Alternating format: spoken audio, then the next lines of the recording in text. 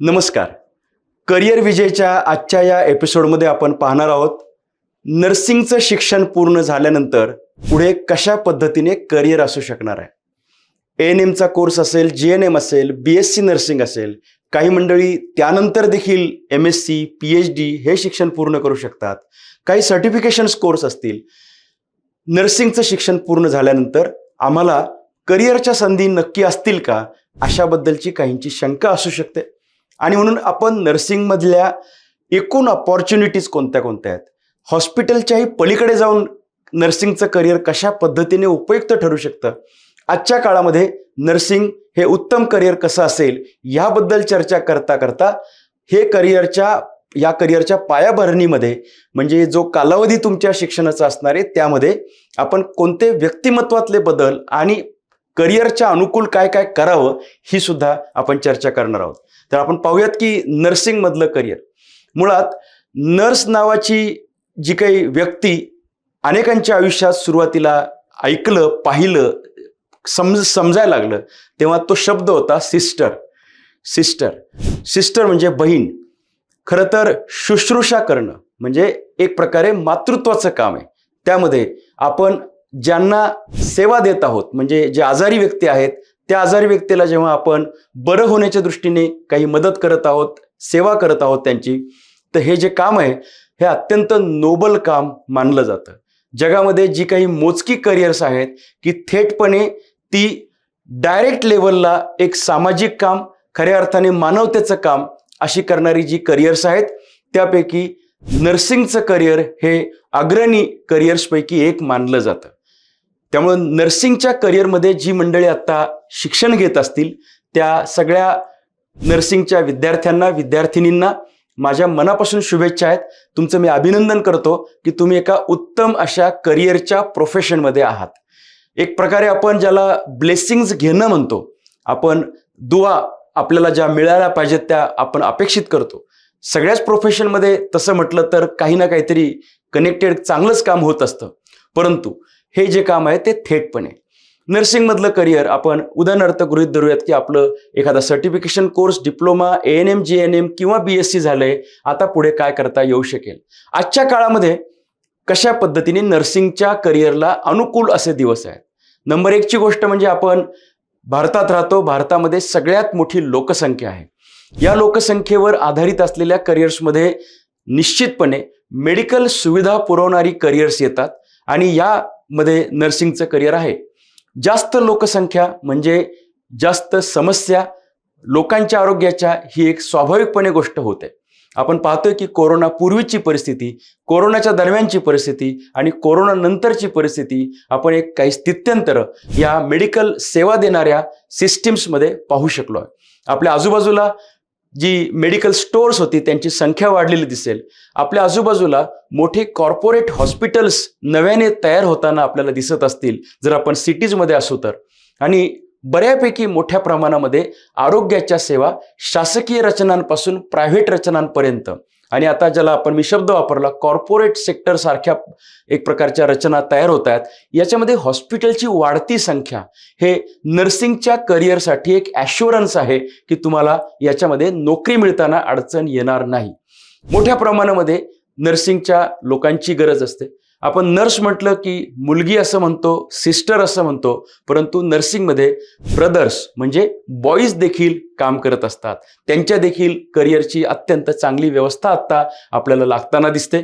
शहरांमध्ये जर पाहिलं तर या मोठ्या वाढत जाणाऱ्या आणि विकसित होत असणाऱ्या भूभागामध्ये जी काही नवीन वस्ती निर्माण होते त्या नवीन वस्तींसाठी क्लिनिक्स असतील, डिस्पेन्सरीज असतील, छोटे नर्सिंग होम असतील, त्याचबरोबर हॉस्पिटल्स असतील आणि मोठ्या ज्याला शासकीय रचनांमधून असलेल्या काही यंत्रणा असतील, या सगळ्या विस्तारताना दिसत आहेत. नर्सिंगसाठी क्वांटिटी टर्म्समध्ये तर मोठ्या प्रमाणामध्ये जॉब्स उपलब्ध आहेत. आणि म्हणून निश्चिंत राहा, तुम्हाला नोकरीबद्दल किंवा आपल्याला करिअरच्या दृष्टीने कोणतेही टेन्शन ह्या विद्यार्थ्यांनी मनामध्ये ठेवू नये जे आता नर्सिंगचा कोर्स करत आहेत. हॉस्पिटलमधल्या नर्सिंगच्या करिअरमध्ये तर आपण पाहतो की विविध डिपार्टमेंट्स असतात. म्हणजे शरीराच्या अवयवांप्रमाणे आणि आजारांप्रमाणे अनेक प्रकारची डिपार्टमेंट्स किंवा ज्या सेवा दिल्या जातात त्या पद्धतीची विभाग हे हॉस्पिटलमध्ये असतात. या प्रत्येक विभागांसाठी नर्सेस स्पेशलाइज नर्सेस देखील आपल्याला हव्या असतात. म्हणजे ऑपरेशन थिएटरमध्ये काम करणारी नर्स, ICU मध्ये काम करणारी नर्स, निओनातालसाठी काम करणारी नर्स, या सगळ्या नर्सेस यांचं स्पेशल प्रशिक्षण हे झालेलं असतं. तेव्हा जे विद्यार्थी आता BSc नर्सिंगचा कोर्स करतायत त्यांच्या लक्षात आलं पाहिजे की आपल्याला जर एक हायर लेवलच्या अपॉर्च्युनिटीज हव्या असतील तर आपण स्पेशलायझेशन देखील MSc लेवलचं करू शकतो. जर आपल्याला तसं करता आलं तर करावं. अदरवाईज जी मंडळी हॉस्पिटलमध्ये नोकरीसाठी रुजू होतील ते प्रशिक्षणाच्या दरम्यान हळूहळू टप्प्याटप्प्याने काही वर्षांमध्ये या स्पेशलायझेशन्स कामाच्या माध्यमातून शिकू शकतात. त्यामुळे हॉस्पिटल्समध्ये नर्सेससाठी एक चांगलं मोठं करिअर आहे. दाखल होणारे जे पेशंट्स आहेत त्या पेशंटच्या आल्यानंतर प्रायमा फेसी जी काही कामं करावी लागतील, प्रथमोपचाराची कामं असतील, तिथपासून तो पेशंट डॉक्टरांकडे जाऊन OPDतनं जाऊन जर तो ॲडमिट झाला तर ॲडमिट झाल्यानंतर तिथे अनेक प्रकारच्या कामांमध्ये ज्याच्यामध्ये डॉक्टर सांगतील तशी सगळी कामं, सलाईन लावणं असेल, त्यांना औषध देण्याच्या गोष्टी असतील, त्यांना फूड हॅबिट्सबद्दलच्या काही किंवा त्याचं जे काही प्लॅन असेल त्याप्रमाणे असेल, औषधांच्या वेळा आणि कोणती औषधं द्यायची, ह्या सगळ्या गोष्टी नर्सेसला डॉक्टर्स ज्याप्रमाणे सांगतात ते नर्स फॉलो करतात. त्यामुळे हॉस्पिटलमध्ये अशा पद्धतीचं नर्सिंगच्या मंडळींचं करिअर हे एक प्रकारे सेटल होतं. त्यांना टप्प्याटप्प्याने या सगळ्या गोष्टी नीटपणे कळायला लागतात. अनुभव वाढल्यानंतर मग स्टाफ नर्स जी प्रत्यक्षपणे डायरेक्टली पेशंटवरती उपचार करते ती नंतर मग हळूहळू टप्प्याटप्प्याने डिपार्टमेंटची हेड बनत जाते. नंतर ती अनेक नर्सेसची प्रमुख होते. नंतर ती ॲडमिनिस्ट्रेशनमध्ये जाऊ शकते. नंतर ती त्या सगळ्या मॅनेजमेंटच्या कमिटीमध्ये जाऊ शकते आणि वरिष्ठ सिनियरिटी ह्या सगळ्या गोष्टी तिला मिळतात. मी एका शासकीय रुग्णालयामध्ये आत्ता व्याख्यानासाठी गेलो होतो नर्सेसच्या कम्युनिकेशन स्किल्स या विषयावर, आणि जेव्हा मी तिथल्या सिनियर एका नर्सचा पगार ऐकला जी आता कदाचित पुढच्या काही 2-3 वर्षामध्ये निवृत्त होणार आहे, तो पगार ऐकल्यानंतर माझ्या लक्षात आलं की हा पगार म्हणजे स्पेसिफिकली मी शासकीय सांगतोय, नंतर एखाद्याला वाटेल की सगळ्यांनाच तसा पगार आहे, परंतु शासकीय मधली रिटायरमेंटला आलेली जी नर्स आहे तिचा पगार बऱ्यापैकी म्हणजे IT इंजिनियरच्या लेव्हलचा पगार मी त्यांचा ऐकायला मिळाला. आणि निश्चितपणे स्टॅबिलिटी आहे, तुम्हाला समाजामध्ये रिस्पेक्ट असणार आहे. सगळ्या प्रकारच्या सामाजिक स्थित्यंतरामध्ये नर्सेसकडं चांगलाच पाहण्याचा दृष्टिकोन आहे. आणि एकदा का जॉब आपला पक्का असेल तर कुटुंबसुद्धा व्यवस्थित चालणार अशा पद्धतीचं. त्यामुळे हॉस्पिटलमध्ये नर्सची नोकरी मिळणं हे बऱ्याच जणांचं स्वप्न असणार आहे. त्यात शासकीय विभाग म्हणजे केंद्र सरकारचे डिपार्टमेंट्स असतील, स्टेट लेवलचे डिपार्टमेंट्स असतील, स्थानिक स्वराज्य संस्था, त्याच्यामध्ये जिल्हा रुग्णालय असतील, तालुका स्तरावरची रुग्णालय असतील आणि अगदी ती ग्रामीण पातळीपर्यंतची, ग्रामस्तरापर्यंतची हॉस्पिटल्स किंवा ग्रामीण पातळीची किंवा वस्ती पातळीची छोटे क्लिनिक्स असतील, इथपर्यंत तुम्हाला शासकीय रचनेत काम करता येऊ शकतं. शासनाचे विविध विभाग आहेत. काही विभाग हे व्हॅक्सिनेशन्समध्ये काम करतात, काही विशिष्ट पद्धतीच्या आजारांवरती काम करणारे असतात, काही डेडिकेटेडली या सगळ्या कामांमध्ये, जसं की आर्मी मध्ये काम करणाऱ्या नर्सेस, आपण सगळ्यांनी आर्म फोर्सेस मेडिकल कॉलेज हे नाव ऐकलं असेल.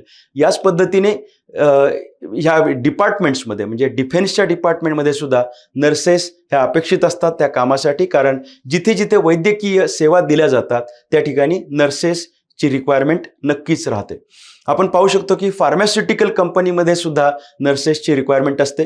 लहान मुलांची हॉस्पिटल्स असतात ज्याला म्हणजे गायनॅकपासून म्हणजे जिथं प्रसूतीगृह असतं तिथपासून नर्सेसची जो रोल चालू होतो तो त्या रोलमध्ये परत पेडियाट्रिक्स म्हणजे लहान मुलांच्या डॉक्टर्सकडे त्यांच्या हॉस्पिटल्समध्ये नर्सेस असतात, त्यांचा रोल तिथला जरा वेगळा आहे. जेव्हा आपण पाहतो की वयाच्या टप्प्यानुसार आजार बदलतात आणि आजारानुसार माणसांची मानसिकता, पेशंटची मानसिकता बदलते. ह्या नर्सेस देखील अनेक प्रकारचे हे शिक्षण आपल्या वैयक्तिक अनुभवातून शिकत जातात.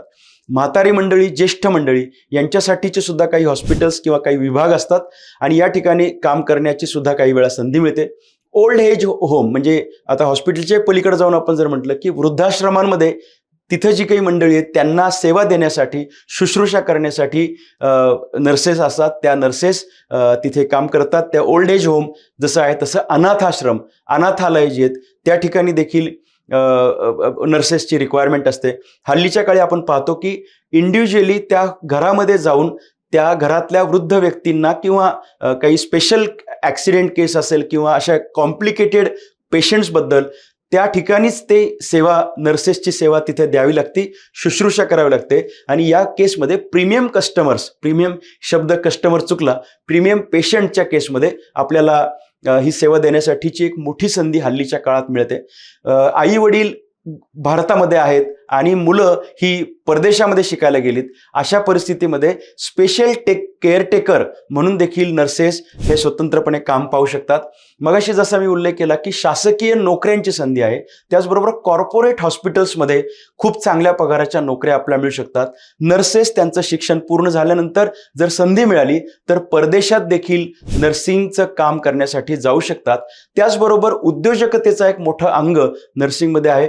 तुम्ही स्वतःचा नर्सिंग ब्युरो चालू करू शकता आणि या माध्यमातून तुम्ही नर्सिंग ब्युरोच्या माध्यमातून ही सेवा देणारी यंत्रणा तयार करू शकता. विशेष म्हणजे रिसर्च नावाची जी गोष्ट आहे, ज्याच्यामध्ये SOP ठरवणं आणि त्याच्यातले काही तज्ञता म्हणजे हायजीन विषय असेल, सेफ्टी विषय असेल, काही विशिष्ट गोष्टींचं जर संशोधन तुम्ही काम करण्याच्या प्रक्रियेमध्ये शिकला असताल, त्याच्यातलं जर संशोधन तुम्ही मास्टर डिग्री आणि डॉक्टरेट नंतर जर करायचं ठरवलं तर तुम्ही संशोधक देखील बनू शकता. असं संशोधन केल्यानंतर तुमच्या ह्या इनोव्हेटिव्ह गोष्टींमुळे निश्चितपणे पगार, प्रमोशन आणि मोठी पदं मिळण्याच्या शक्यता आहेत. जसं रिसर्च करता येईल तसं नर्सेस या एज्युकेशनमध्ये सुद्धा जाऊ शकतात, अकॅडमिक्समध्ये जाऊ शकतात आणि हायर लेवलचं शिक्षण झाल्यानंतर नर्सिंग कॉलेजवर शिकवण्यासाठी सुद्धा नर्सेस काम करू शकतात.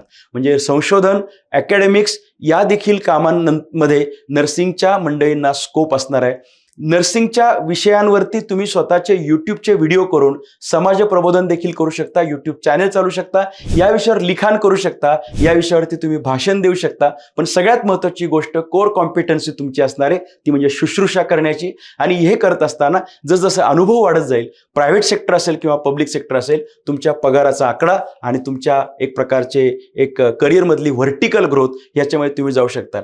आपण या व्हिडिओमध्ये आपण एवढंच पाहूयात की करिअरमध्ये, नर्सिंगच्या करिअरमध्ये काय काय स्कोप आहे. परदेशापर्यंत आपल्याला स्कोप आहे आणि लहान मुलांपासून जन्माच्या आधीच्या म्हणजे आपण ज्याला म्हणूया की बाळ पोटात असल्यापासूनच्या शुश्रूषा इथपासून तर व्यक्ती शेवटच्या क्षणांपर्यंत म्हणजे घटका मोजतो तिथपर्यंत ही पेशंटची जी काही सेवा करायची त्याचं एक काम ह्या नर्सेसला करावं लागतं. तर ह्या सगळ्या अपॉर्च्युनिटीजबद्दल आता मी बोलत होतो. अनेक प्रकारचे आजार, अनेक प्रकारच्या व्यवस्था याच्यामध्ये आपण काम करताल. तर या व्हिडिओमध्ये आपण एवढंच पाहूयात. पुढच्या एका व्हिडिओमध्ये आपण पाहणार आहोत की नर्सिंगमध्ये जात असताना, हे सगळं करिअर करत असताना त्याची पायाभरणी छानपणे आपण कशी करू शकतो, कम्युनिकेशन स्किल्स आपले कसे वाढू शकतो. तोपर्यंत आपण थांबूयात. परंतु BSc नर्सिंग करत असताल, ANM GNM करत असताल, मी तुम्हाला गॅरंटी देऊन सांगतो की तुमच्या करिअरला खूप चांगल्या संधी, अपॉर्च्युनिटीज आहेत. त्या संधी घ्या, व्यक्तिमत्वात तसे बदल अपेक्षितपणे करा, अंदाज घ्या की आपल्याला नेमकं काय करायचं आहे आणि त्या दिशेने सकारात्मक चालत चला. आपण या सेवा करत करतच आयुष्यात एक पुण्य कमवत जाताल आणि आयुष्यातलं करिअर देखील उत्तमपणे करू शकता. All the best. थँक्यू.